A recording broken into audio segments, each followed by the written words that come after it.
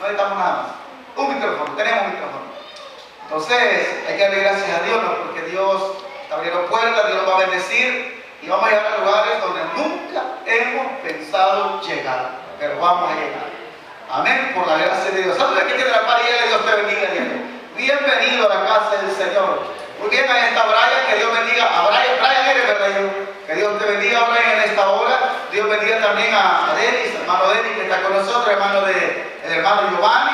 Dios bendiga a mi hermana Gladys también. Dios bendiga a los ancianos que hoy fueron a evangelizar. Hermana, no veo a la hermana Reina. Fue la hermana Josefina. ¿Y quién más? La hermana Sofía. Hermana Iguel. Solo 3 fueron. ¿Y quién es? Hermana Sofía.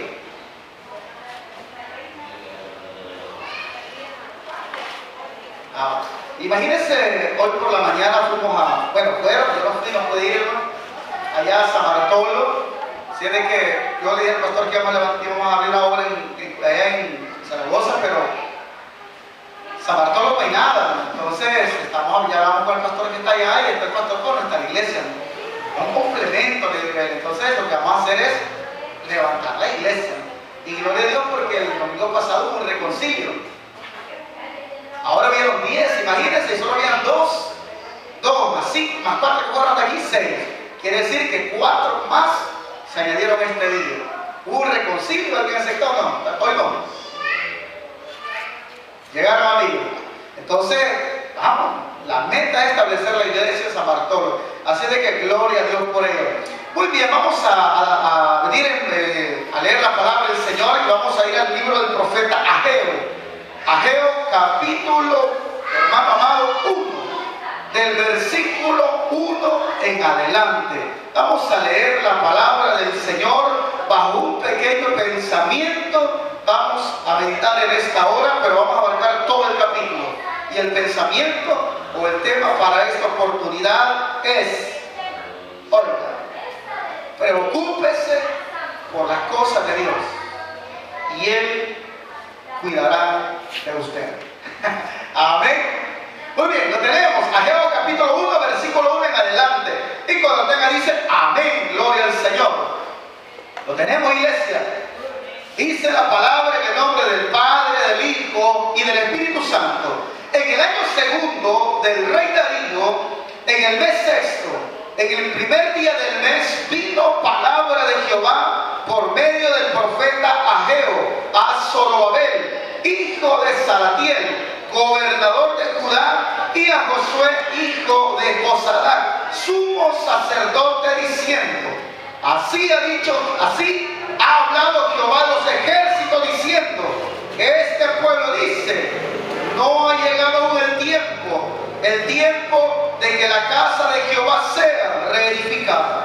Entonces vino palabra de Jehová por medio del profeta Ageo, diciendo, es para vosotros tiempo, para vosotros, de habitar en vuestras casas artesonadas, y esta casa está desierta.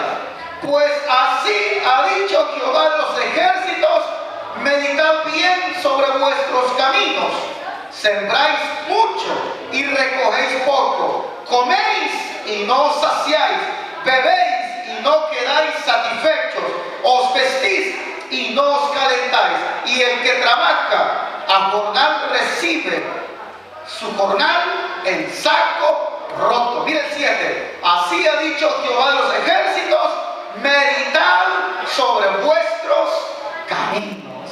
Amén. Gloria al Señor. Puede sentarse la iglesia del Señor en esta hora. Vamos a meditar con este pequeño pensamiento. No lo olvide, recuérdelo. Cuando yo me preocupo por las cosas de Dios y cuando yo cuido los tesoros de Dios, Dios se va a preocupar por mí. Quisiera preguntarle en esta noche, hermanos, ¿cuántos de los que estamos aquí hemos experimentado las bendiciones de Dios? Creo que todos los que estamos aquí hemos experimentado las bendiciones de Dios. Aún fíjense que a través de este video que está grabando el hermano, hay gente que nos va a ver de muchas partes. Y quizás le pudiésemos preguntar también en esta hora, ¿cuántos han sido bendecidos de parte de Dios? Y creo que todas las personas hemos sido bendecidas nombre del Señor. La palabra de Dios dice de que el sol sale sobre buenos y malos, y la lluvia cae sobre justos e injustos, y todo esto obedece a la gracia y a la misericordia de nuestro Señor Jesucristo. Entonces no hay una persona en el mundo que no haya experimentado la bendición de Dios en su vida. Aquí encontramos al profeta Ageo. Oiga bien, el profeta Ageo, yo estaba buscando qué significa Ageo. No sé si alguien se recuerda qué significa Ageo. Nadie se recuerda, les ha olvidado. Ageo significa festivo. Festivo. Y me llamó la atención porque este hombre, el profeta Ageo, era un hombre que motivó a Zorobabel, y no solo lo motivó, sino que le ayudó a Zorobabel, a Josué, ahí aparece en el versículo 1, hermanos, para que ellos animaran, cobraran fuerzas y comenzaran a trabajar en la obra de Dios.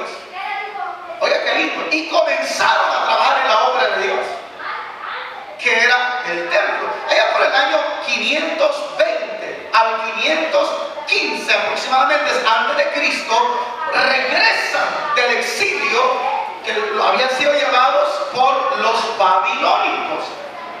Allá por el año 586 antes de Cristo, desciende Babilonia, llega, destruye el templo. ¿Cuál era ese templo? El templo que había edificado Salomón. ¿Quién había acumulado la riqueza y la abundancia para edificar el templo? David. Y David había propuesto en su corazón, dice, construir casa para Dios, el templo para el Señor, porque David decía, bueno, dice, yo tengo palacio, todos tenemos casa, pero ¿y Dios? Le voy a hacer una casa, un templo. Inmediatamente viene Dios y le habla a través del profeta Natán y le dice, no, tú no me vas a construir casa, porque has derramado mucha sangre. Uno de tus hijos me hará casa. Mire qué lindo. Y viene David, dejó todo preparado, el diseño, el templo, y también dejó preparado todos los materiales que iba a ocupar en el templo. Cuando Salomón llega a reinar sobre el pueblo de Israel, la escritura describe que Salomón edificó el templo, y allá por el año 586 antes de Cristo, los babilónicos destruyen el templo, lo dejaron en ruinas y son exiliados, se los llevan cautivos. Pero cuando regresan del cautiverio, ahí venía Zorobabel, que era el gobernador. Dios le da el privilegio a él de venir. Y cuando llegan a Israel, a su tierra, resulta que comienzan a ver el templo de Dios. ¿Y cómo estaba el templo? Destruido, arruinado. Pero no solamente el templo, ¿qué más estaba arruinado? Estaban arruinadas las casas de todo el pueblo de Israel, porque las habían quemado, las habían saqueado. Imagínense un terremoto ahorita de 8 grados. Solo Dios sabe cómo quedaríamos. Pero eso sería una tragedia en nuestro país y en cualquier país. Destruiría templos, destruiría edificios, casas. Pues así estaba el pueblo de Israel en cuanto a su propiedad y las casas de todo el pueblo. Y viene el pueblo y toma una decisión. Imagínense, ven la casa de Dios y ven sus propias casas. Y tenían que reconstruir lo que había sido destruido. Y vienen ellos y dicen, ¿y qué vamos a construir? Viene un comentarista y dice lo siguiente. Ahí dice, pusieron a prueba la capacidad económica que tenía el pueblo en ese momento. Venían de un cautiverio, venían de estar esclavos, venían de una pobreza, estaban acabados propiamente, podemos decirlo. Y cuando llegan dicen, hay que edificar el templo o nuestras casas. ¿Y qué decidieron? Edificar o reconstruir sus casas. Y la casa del Señor quedó desierta, destruida, nadie hacía nada. ¡Qué tremendo, hermano! Y el templo, según lo que nosotros conocemos por la descripción que tenemos de la Biblia y por aquellos grandes historiadores y estudiosos de la palabra, era un templo que hoy en día no lo puede usted apreciar en cualquier edificio que hay. habían columnas que eran de bronce.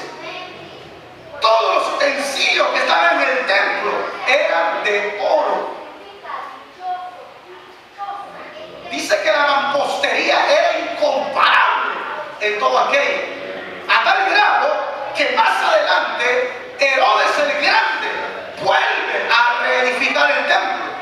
Y algunos dicen que tardó décadas para poderle devolver aquella belleza que tenía antes.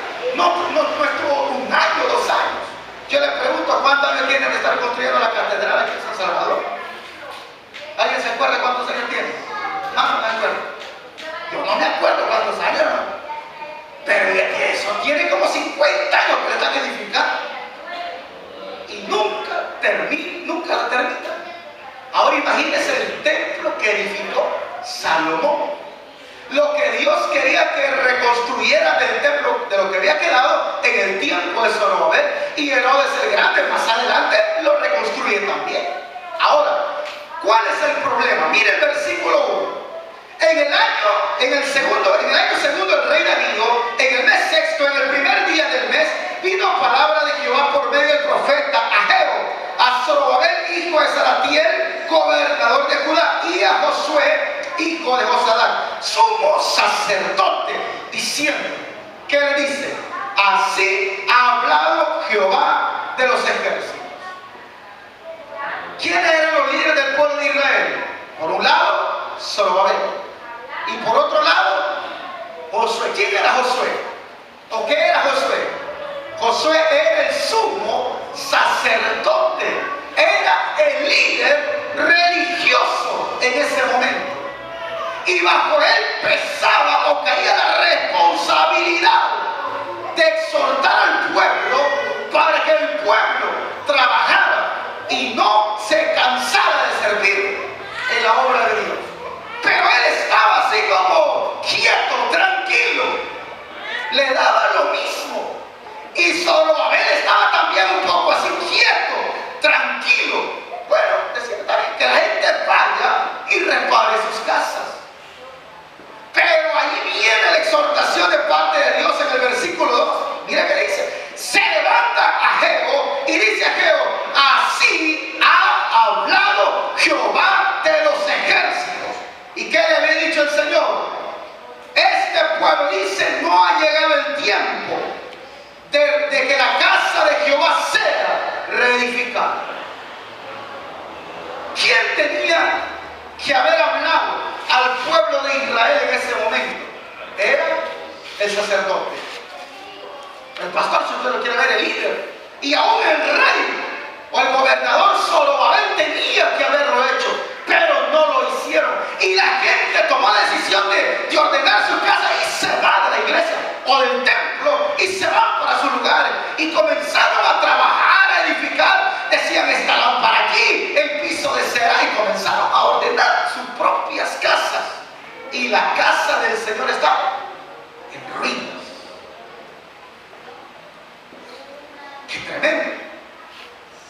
Ahora, yo le pregunto a usted, estimado hermano, cuando usted ve este lugar, este templo, esta casa del Señor, ¿cómo la ve? No estamos en ruinas como en el tiempo de allá de Zorobabel, porque vamos paso a paso. Pero no es cierto que si vamos a su casa tiene piso de cerámica. Amén. Tiene piso de cerámica. Cuando vamos a ir a la ducha, tenemos una ducha hasta con perilla de esas cromadas bien lindas. Y usted puede abrir bien lindo todo aquello. Y usted cerca bien su casa para que no entre ladrón. Y usted tiene bien bonita su casa. Muchos de ustedes tienen bonita su casa. El mejor techo, el mejor encielado, ventiladores por todos lados. Si es que no tenemos aire acondicionado.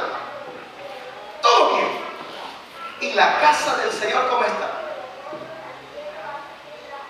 Pero ¿por qué la casa de Dios en aquel momento estaba desierta y en ruinas? ¿Sabe por qué? Porque el pueblo no quería trabajar. Y viene Dios y le dice en el versículo 2, a través del profeta Jehová, el pueblo dice, la gente, este pueblo dice, no ha llegado el tiempo de trabajar en la casa de Dios. Y el sacerdote y Zorobabel y todos tranquilos, quietos, sin hacer nada. No asistían a las reuniones que se hacían o tenían que hacerse. No iban y decían, bueno, vamos a ir, ¿qué podemos hacer por la casa del Señor? Y volver a restaurar el culto. Alguien dijo por ahí, hace unos años, de que el libro de Ageo unió la adoración con el trabajo. Las dos cosas, dijo un teólogo, las dos cosas se lograron unificar en el libro de Ageo. Y el profeta, dijo, lo echó a andar. ¿Se acuerdan de Nehemías cuando estaban reedificando el muro en Jerusalén? ¿Qué hacía el pueblo? Dice que con una mano trabajaba y con la otra tenía espada. Habla de guardar un equilibrio. Un equilibrio. Entonces viene Dios y le reclama al pueblo, le reclamó en gran medida y en gran manera, porque le dice el Señor, ustedes dicen que no es tiempo de trabajar en mi casa y están allá. Yo le pregunto en esta hora, ¿dónde estarán los hermanos que no han venido? ¿Dónde estarán? Me decía un hermano, hoy no voy a ir, me llamó y me dijo, no voy a ir porque estoy cansado. Yo le dije, no me hubiera llamado mejor. El cansancio no es una excusa para no estar, para no ir a la iglesia. Porque esta anciana que está aquí se va a las 10 de la noche, no sé, pero todos los días a las 11 de la mañana, 10 y media, para Cojute, ¿verdad, hermana? Para San Martín, todos los días.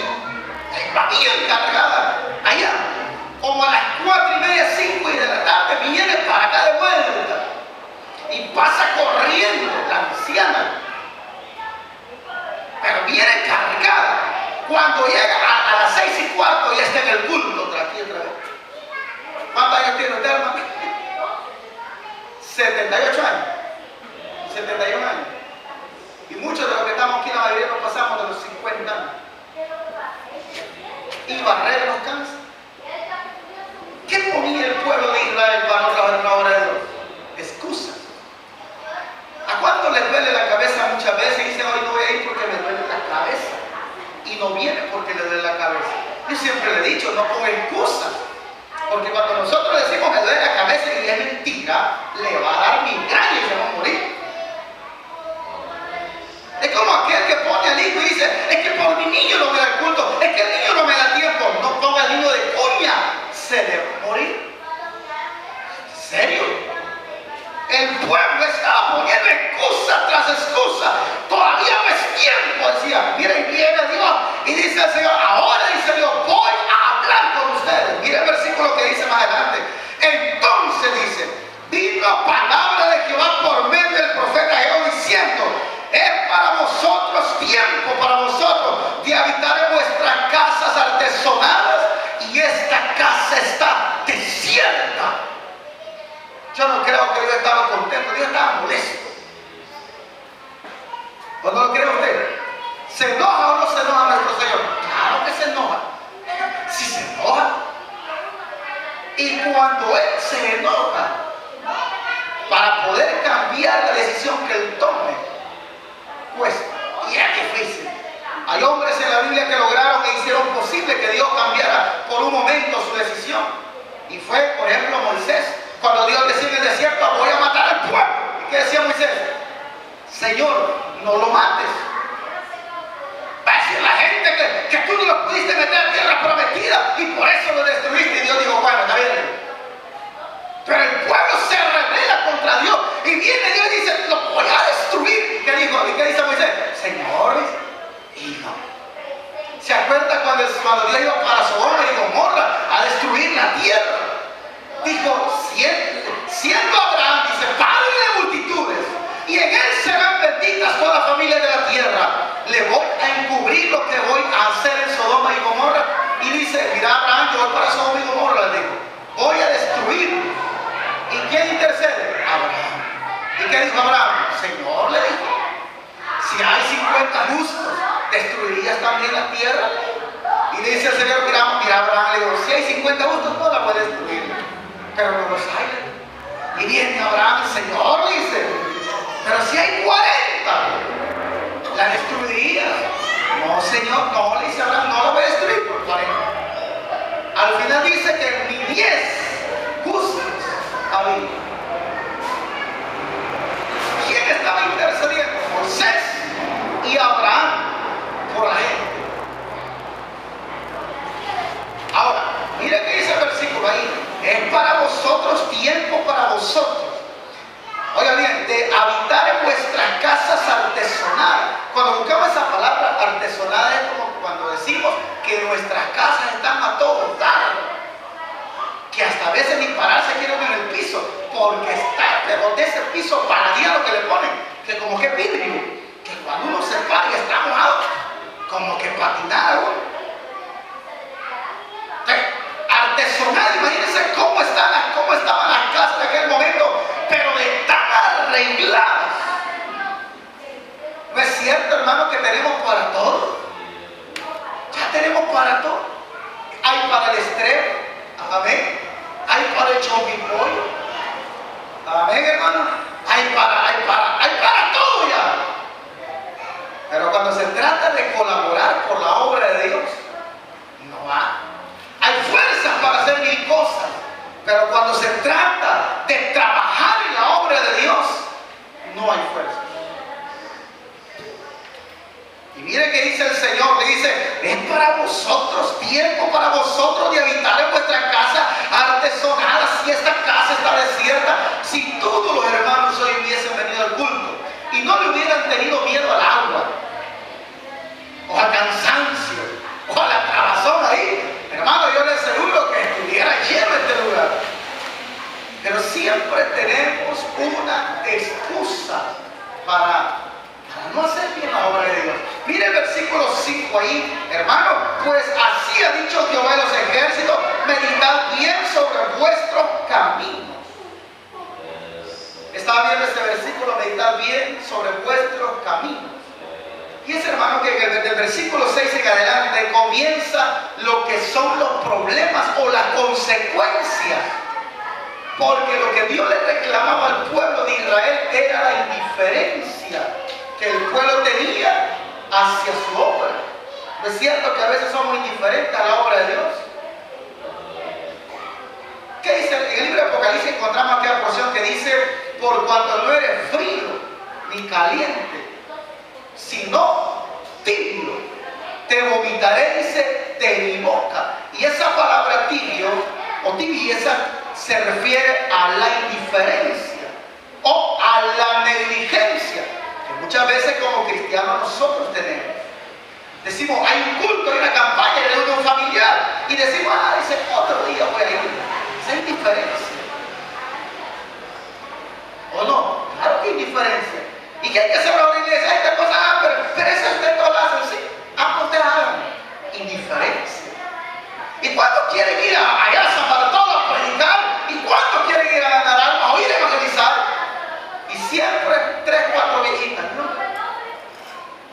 Eso se llama indiferencia. Y yo les decía por la mañana que les hablé, hermana, ¿cuánto van? 3 me dijeron, no había dicho que sea la otra hermana. 3. Bueno, excelente, le digo. ¿Y cuántos domingos van a ir? Bueno, nosotros nos hemos comprometido con 4 domingos. Y hoy le dije a mi esposa que veníamos, híjale, vaya bien, ¿qué vamos a hacer, con los hermanos, los ancianos o las ancianas que no van a faltar ni un día, para ir a evangelizar San Bartolo los domingos? Y ella me dice lo que vos querás y pone lo que vos querás. Y yo le dije, vamos a hacer esto con ellos. Lo que el hombre siembra, cosecha. Hay que decirle, el fin de mes yo me la voy a llevar con mi esposa. Entonces, ¿qué estaba sembrando el pueblo de Israel? Indiferencia.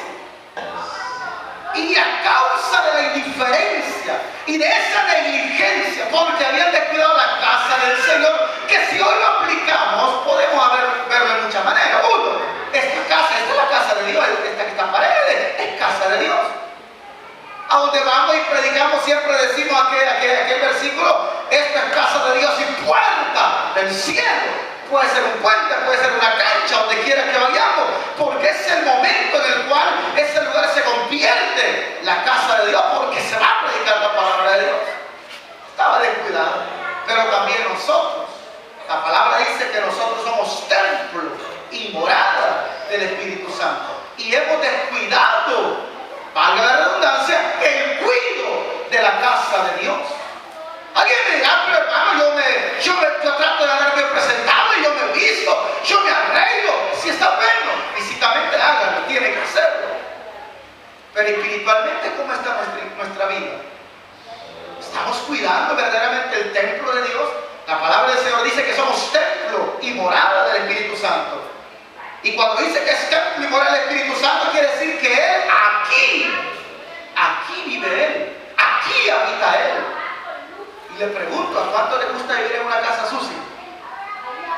¿No es que es cierto que nos enojamos cuando entramos de repente en la casa, está todo oscuro, y cuando ponemos el pie nos paramos en un pato de esos juguetes de los niños, y cuando el pato pilla nos asustamos? O de repente usted va y se para en un carrito de esos que tienen una cosa y uno siente que le duele el pie. Y uno viene buscando el toma para encender la luz. Usted viene y toca un cable pelado y le agarra la corriente. Y uno a veces se molesta. Y dice uno: no, me voy a mandar a arreglar esto, o lo voy a arreglar, dice uno. Ahora con el templo de Dios estamos descuidados. ¿Hemos descuidado la oración o no la hemos descuidado? Hemos descuidado la oración. Muchos la hemos descuidado. No hay tiempo para orar. No tenemos tiempo para buscar el rostro de Dios.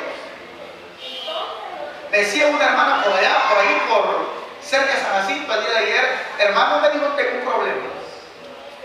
Me urge tanto de dinero. Una hermana.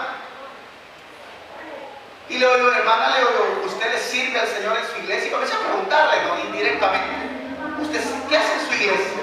Y me dice: hermano, dice, pues vi que el año pasado serví, pero este año no, dice, no me quise involucrar en nada de la iglesia. Ah, le digo: ¿cuántas veces a la semana usted dijo creer? Y ahí fui sacándome. No puedo. No puedo. Excelente. Pero usted afuera de la iglesia sirve al Señor. No, no lo tengo para. Pues por eso no tiene nada. Por eso vive así. Todo el tiempo vivimos ahí, hermano, en una lipidia, como le llamamos. ¿Por qué razón? Porque no olvide lo que yo he aprendido esto de un pastor que dice: el triángulo del éxito.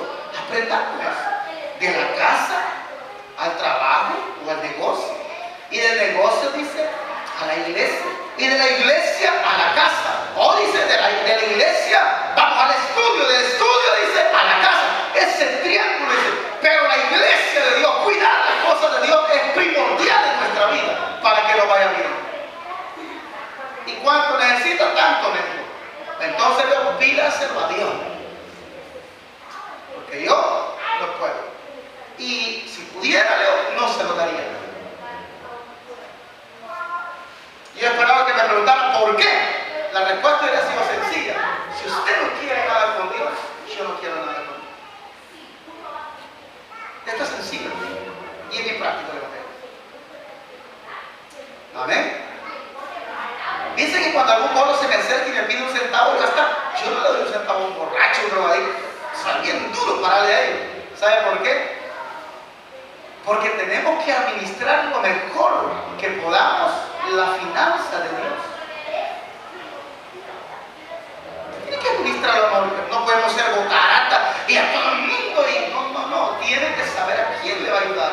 La palabra de Dios dice que debemos de ayudarle a los necesitados. En la iglesia serían los huérfanos, que no tienen padre, que no tienen madre, no tienen quien por ellos.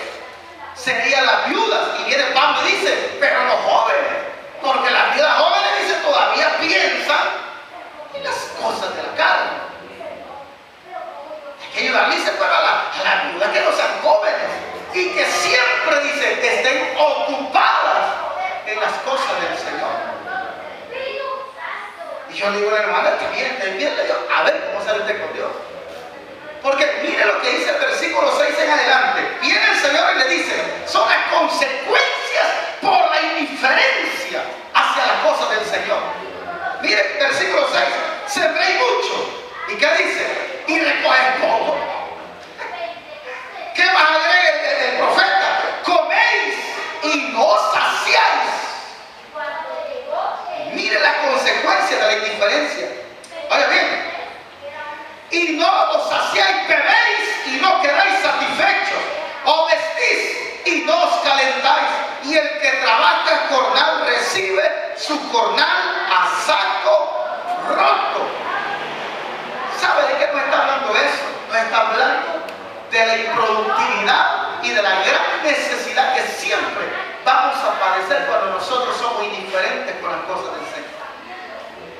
Aquí ha habido gente que muchas veces, y yo les he dicho, hay gente que me ha dicho desde hace 2 o 3 años, mire hermano, dice, yo me siento cansado para servir al Señor.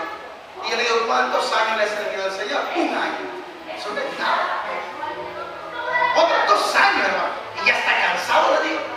Es que 2 años me he seguido. Y yo siempre les digo, el Señor no se cansa de bendecirnos. Nunca se cansa de darnos la salud y Él siempre está con nosotros, dispuesto para todo. Y ahí está el Señor. Él no se cansa de hacernos bien a nosotros. Imagínense la necesidad, la improductividad por el pueblo. Dice, sembraron mucho, recogían poco. Como quien dice, hoy le pagan y ya mañana usted necesita para lo busque. No sé si nos va a pasar eso alguna vez, hermano. Pero cuando nosotros no cuidamos las cosas de Dios o no nos preocupamos por las cosas de Dios, vamos a pasar esos problemas. Y son serios. No hay para los recibos de la luz. No hay para los recibos del agua. Fíjense que ya vienen las colegiaturas. Hay que irlas pagando en noviembre o en diciembre. Y muchos quizás no tenemos para pagar las colegiaturas. ¿Y por qué estamos así? Porque hemos descuidado la área más importante de nuestra vida, que es la espiritual. Mire que dice el versículo 7. Así ha dicho Jehová de los ejércitos, meditad sobre vuestros caminos. Esa palabra meditar sobre vuestros caminos, dice John MacArthur, algo muy lindo, dice, eso de meditar en vuestro camino quiere decir, dice él, de que muchas veces hay pecado, aunque estemos en el camino del Evangelio. Andamos, yo soy cristiano, yo soy evangélico, andamos bien en el Evangelio. Sí, pero muchas veces nosotros nos contaminamos con el pecado. Y si algo detiene la bendición de Dios y el respaldo de Dios en lo que nosotros vamos a hacer, es el pecado. Eso que no le quiero duda. Viene el profeta y continúa hablando de parte de Dios. Subid al monte y traed madera y reedificad la casa y pondré en ella mi voluntad y seré glorificado, ha dicho Jehová. Dios no le estaba pidiendo mucho al pueblo. Lo que Dios le estaba pidiendo al pueblo y le estaba exhortando era que el pueblo, para ser bendecido de parte de Él, tenía que poner manos a la obra, trabajar en la obra de Dios. Se han abierto reuniones familiares. ¿Y cuántos están dispuestos a abrir las puertas de su casa? ¿Cuántos están dispuestos a decir, ven aquí, yo quiero trabajar en las reuniones familiares? Es cierto que cuesta a veces, hermano. Yo recuerdo cuando el hermano hizo el primer seminario el año pasado, no, está en nuevo, hace varios meses ya. Eran como 9 o 12 los que había, algo así. Y al final, ¿cuántos están listos para trabajar? 2, 3. La pregunta es, ¿y los demás? Hay un dicho que dice, somos como llamarada de tusa. O sea, solo somos bullas, pues. Y nos entusiasmamos, y nos motivamos, y nos alegramos. Pero ahí a mitad del camino. Como me decía una hermana ayer también, el viernes, el hermano me dijo, estaba a punto de tirar la toalla en todo lo que Dios me ha dado. Y yo le dije a ella, no hay problema que nos deba de movernos Dios para renunciar a las cosas del Señor. Jamás en la vida. Pablo dice que no hemos resistido aún hasta la muerte. sangre por el Evangelio y hay que hacerlo. Y ya mucha gente está pensando, voy a renunciar a esto, es que estoy cansado, es que estoy aquí. No, no lo haga. Mire que dice el versículo 7, meditad en vuestros caminos, subid al monte, traed madera, reedificad la casa, pondré en ella mi voluntad, seré glorificado, ha dicho Jehová. Buscáis mucho y halláis poco. Mire las consecuencias.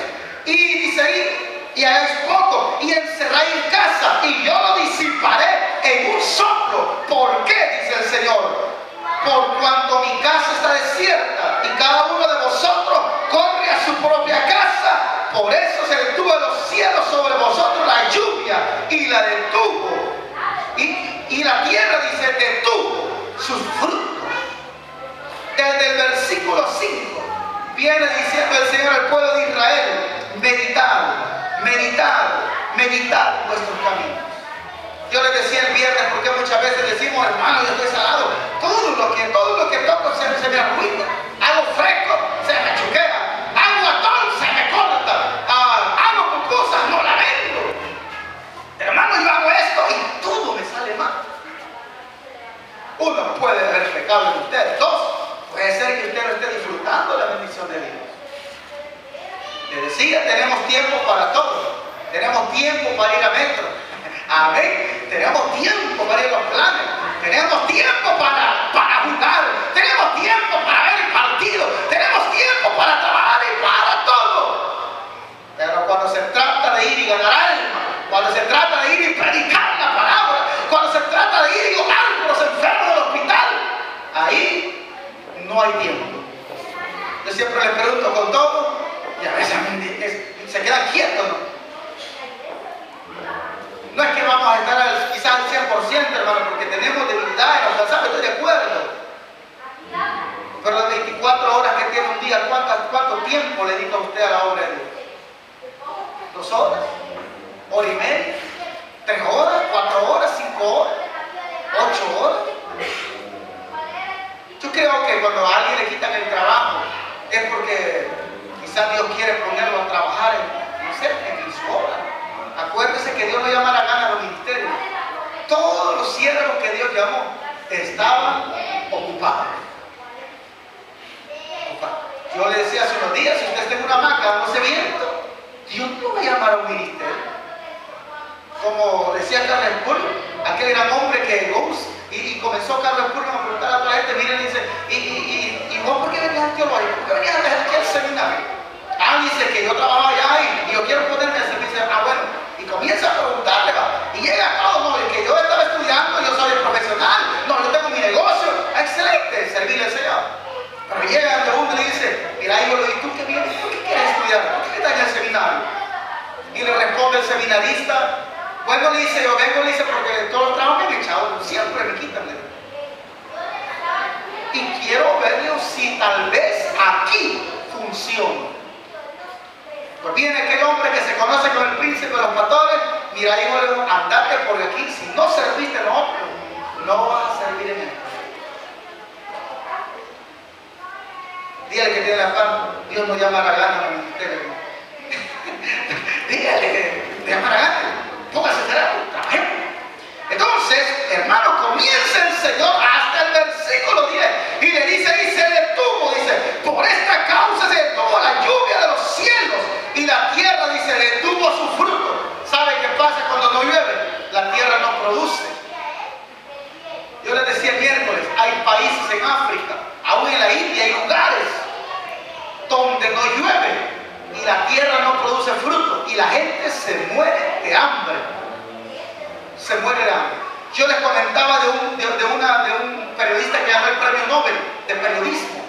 ¿Cómo le llaman ese premio? Pulitzer. ¿Perdón? Pulitzer. Ajá, ahí estaba aquel hombre y dice que estaba un buitre así en un murito de tierra y sentado estaba un niño, solo los huesos, pero desnutrido aquel niño, solo huesito, ya ahí con los ojitos casi ya moribundo, agonizando.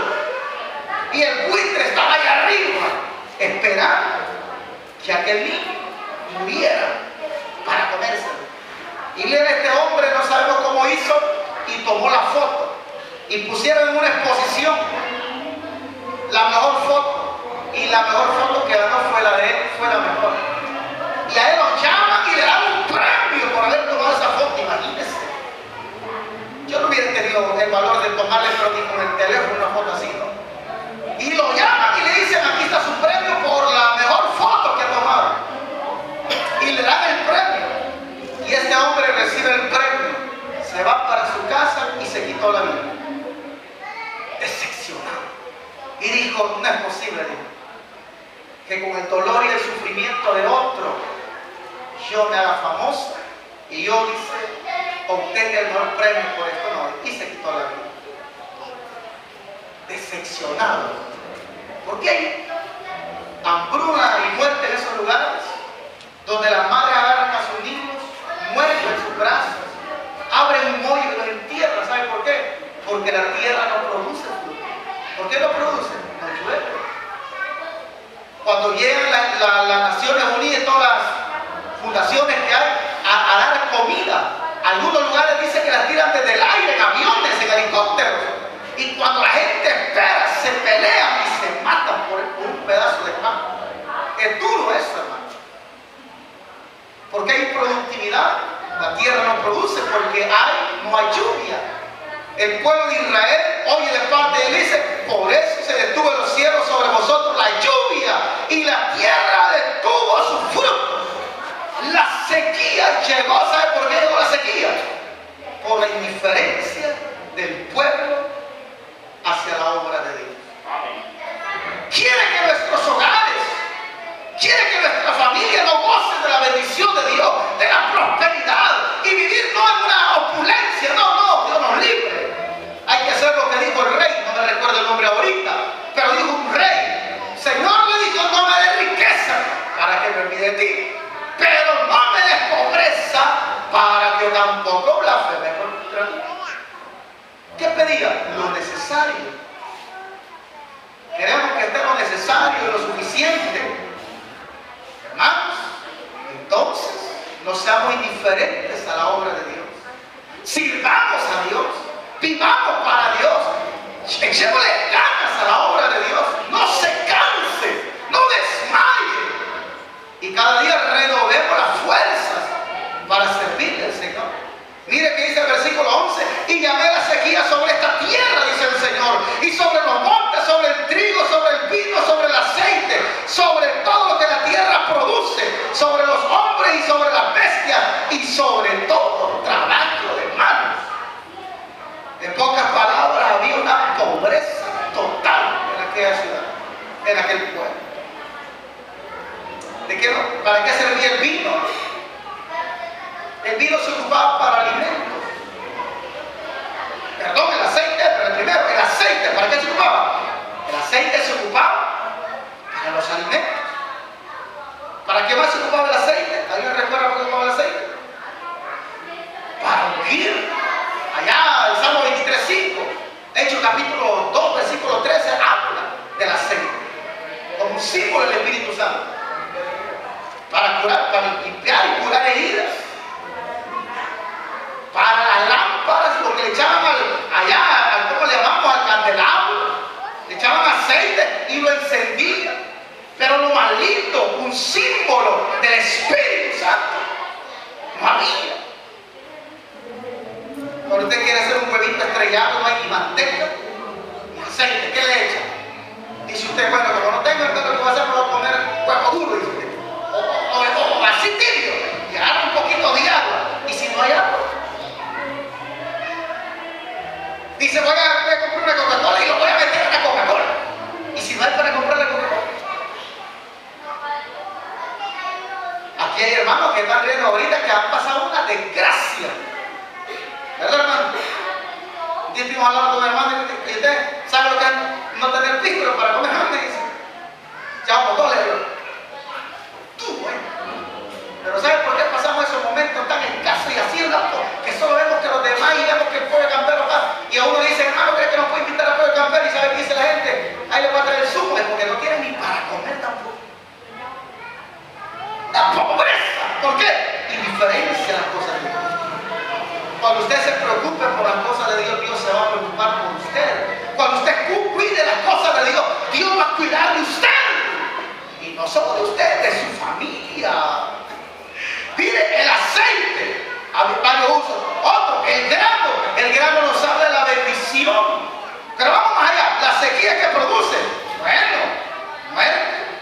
producción, no hay fruto.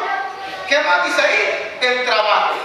Me gusta lo que dice Juan capítulo 6, versículo 27. Se lo voy a leer. Juan capítulo 6, versículo 27. Oye lo que dice. Trabajad, dice ahí, no por la comida que perece, sino por la comida que a vida eterna permanece, la cual el Hijo del Hombre os dará, porque a este señaló Dios el Padre.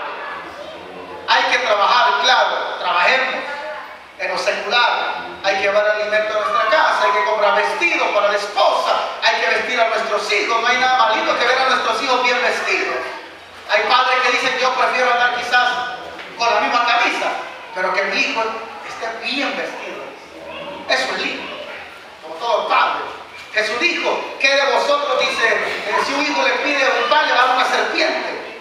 Si vosotros siendo malos, dice, le dan buenas cosas a sus hijos, ¿cuánto a mi Padre que es de los cielos no os le dará cosas mejores?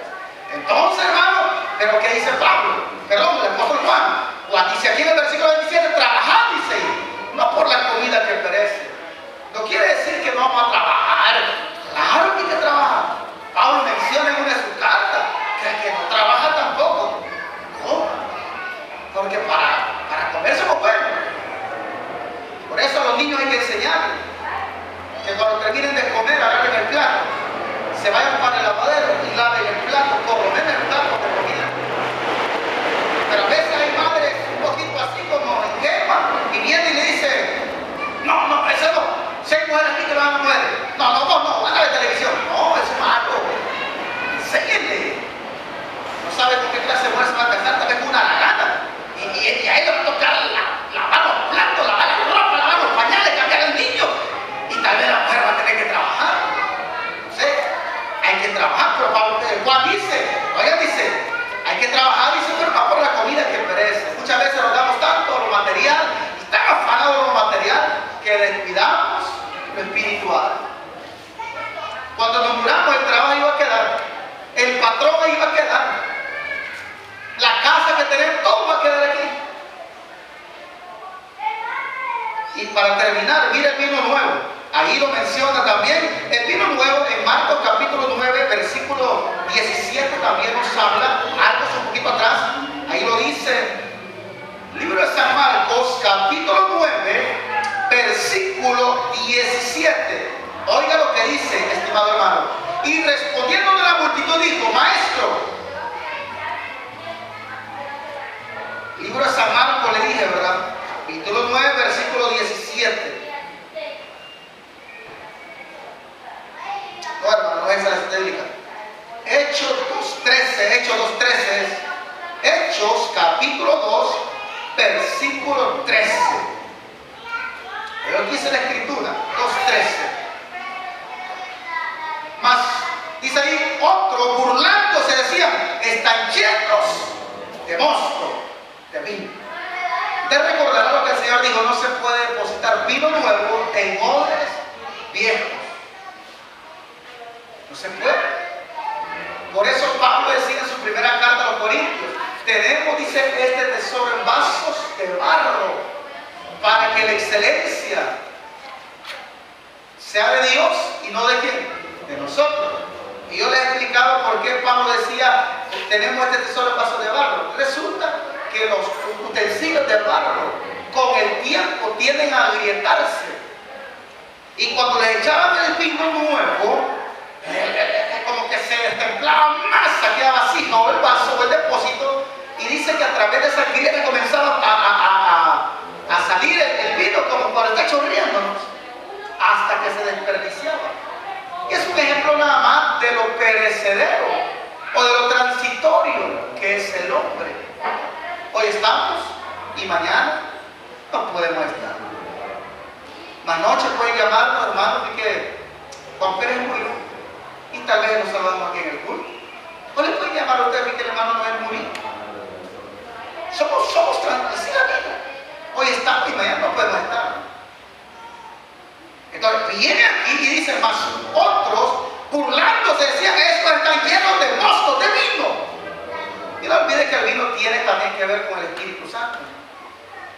gozo y todo ello. Así de que todo esto estaba escaseando porque el pueblo era indiferente. ¿Quiere la bendición de Dios? ¿Quiere que Dios le prospere? No le prometo que usted mañana va a andar en camioneta de lujo blindada, que va a andar con vigilantes. No. Pero usted va a tener lo necesario. Usted va a ser bendecido, teniendo la mayor bendición, la salud, acompañada de la gracia de la salvación de Cristo. La protección la tenemos garantizada. La provisión estará garantizada cuando usted comience a trabajar en la obra de Dios.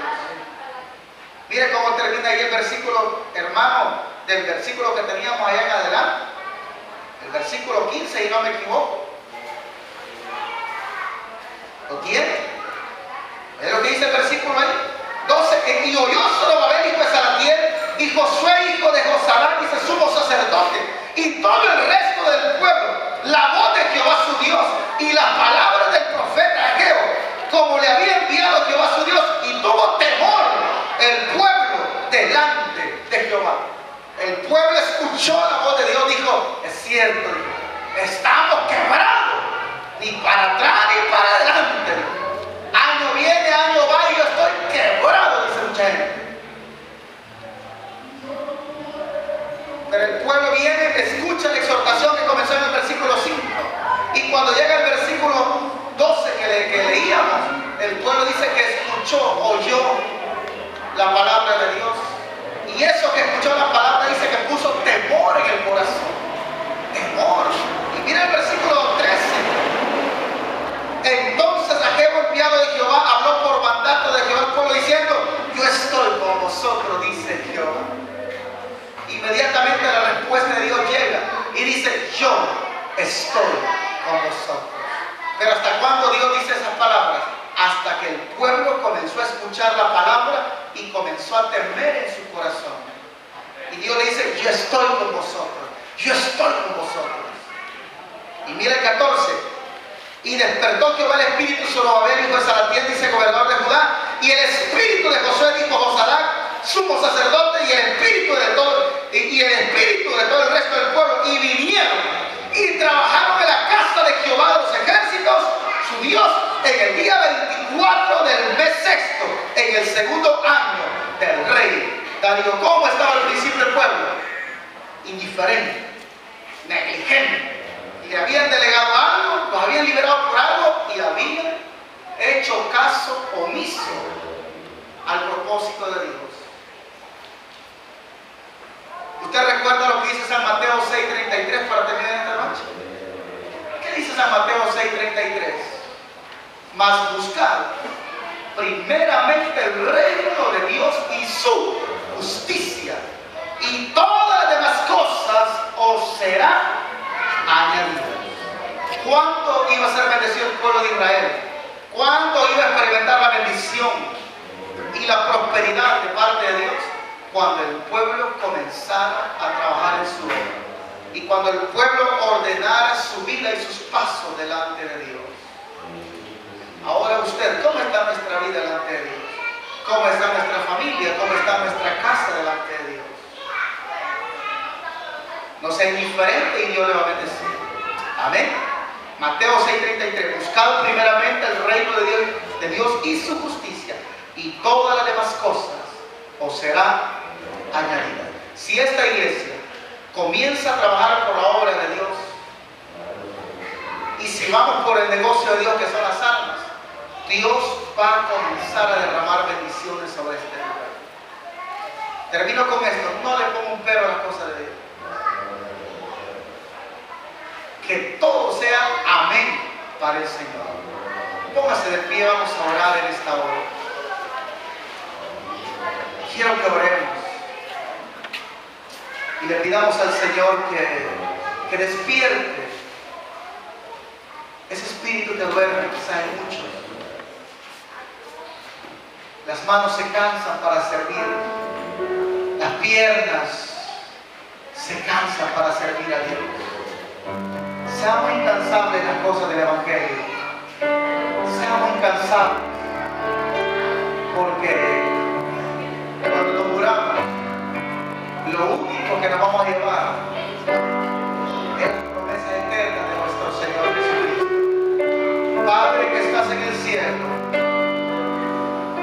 esta hermosa noche te damos gracias y te bendecimos porque tú has sido bueno, porque tú has sido fiel. Misericordia es mejor que la vida. Tu bondad y tu bendición quiere derramar sobre nosotros. Pero al igual que el pueblo de Israel, muchas veces somos indiferentes, somos negligentes. Hemos descuidado la obra de nuestro Señor. Hemos sido negligentes en lo que tú nos has encomendado. Pero en esta noche, en el nombre de Jesús, te pedimos perdón y te pedimos fuerzas para seguir adelante, para luchar, para perseverar, porque el cielo sufre violencia y solo los valientes lo arrebatarán, dice tu palabra bendita. En este momento maravilloso, te pido que bendigas a tu pueblo, bendice a la iglesia, bendice a aquel hermano y amigo que nos escuche en este momento, que sea el Espíritu Santo despertando el espíritu que duerme, que sea el Espíritu de Dios ministrando nuestras vidas, y que el deseo del corazón sea amarte, honrarte y servirte con todo el corazón. Tu palabra dice: buscar primeramente el reino de Dios y su justicia, y todas las demás cosas os serán añadidas. Mientras la iglesia ahora, si en esta noche hay alguien que quiera darle su corazón y su vida a Jesucristo, levante su mano ahí donde está. Queremos orar por usted. Mientras la iglesia ahora, con toda reverencia, los líderes, si buscan a alguien que no tiene a Cristo en su corazón, levante la mano usted que no ha recibido a Cristo. Usted que se apartó del Evangelio por los quehaceres o los afanes del mundo, los placeres del mundo.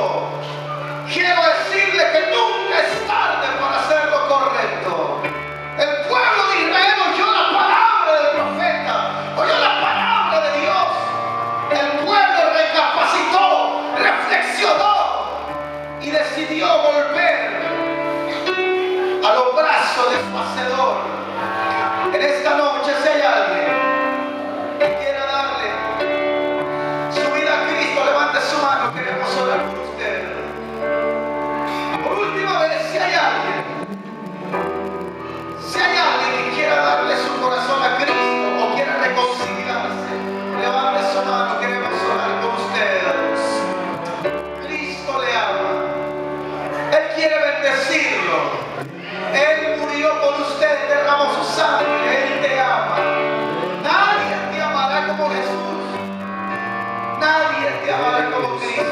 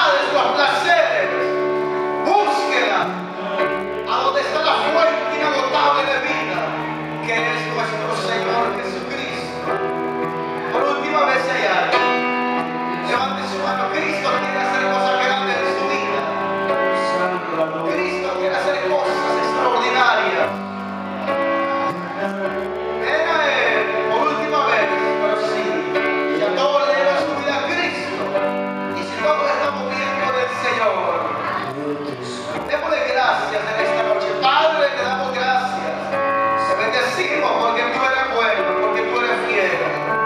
Que tu palabra no regrese vacía. Enséñanos a amarte, a servirte